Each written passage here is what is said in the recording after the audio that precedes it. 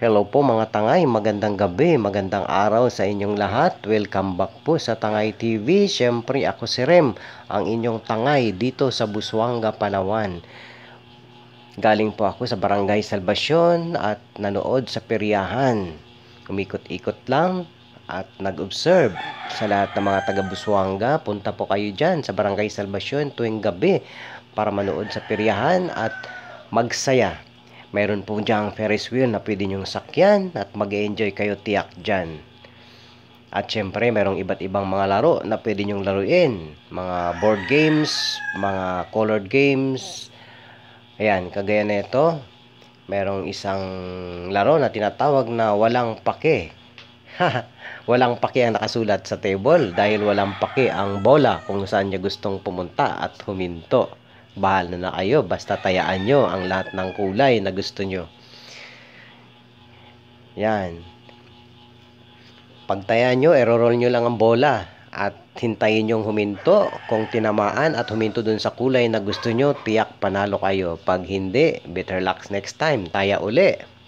Marami pong pumupunta dyan at nanonood at tumataya.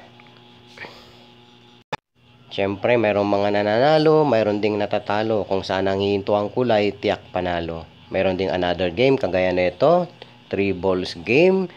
Mayroong 3 bola na parang ping-pong. Ilalaglag mo lang yan sa may gitna na parang imbudo.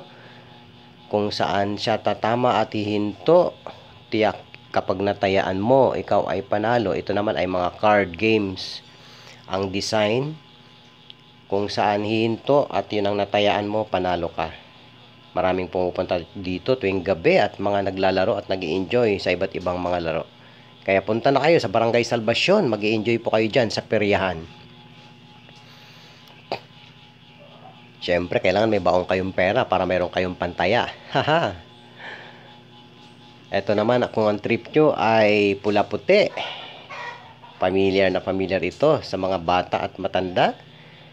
Mayroong mga cubes na mayroong iba't ibang kulay at ang tatayaan nyo po ay pula, puti at iba pang mga kulay.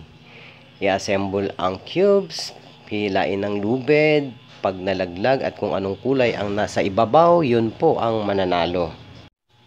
Ayan, syempre kailangan maging wais kayo sa pagtaya. Kung gusto nyong manalo parati, tayaan nyo ang lahat ng kulay. Ayun. At syempre kung anong nasa ibabaw na kulay, yun po yung mananalo. Mayroon din pong spinning board. Ini-spin lang po ang board. May numerong 1 to 8. Tatayaan mo kung anong trip mong number. Kung saan po yan hihinto. At nakatutok ang arrow. Yun po ang mananalo. Kaya kailangan maging wais ka sa pagtaya. Para lagi kang panalo. Ayun, syempre may nananalo, may natatalo. Ayan, panalo ang number 8. Kaya lucky ka kung sa number 8 ka tumaya.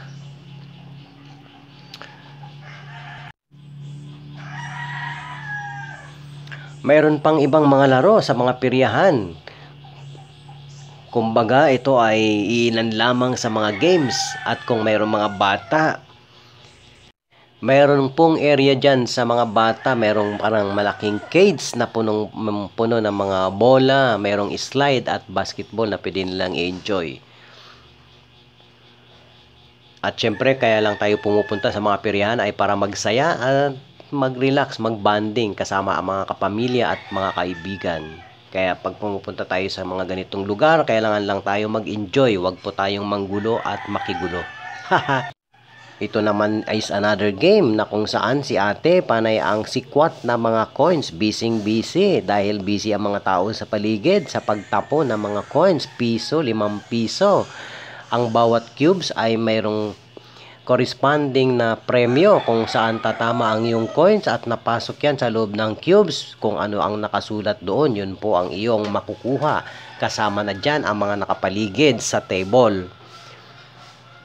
Siyempre, kapag pumunta ka dyan, kailangan mayroon kang mga dalang barya. At siyempre, si ate, punong-puno yung basket ng barya. Pwede kayong magpapalit.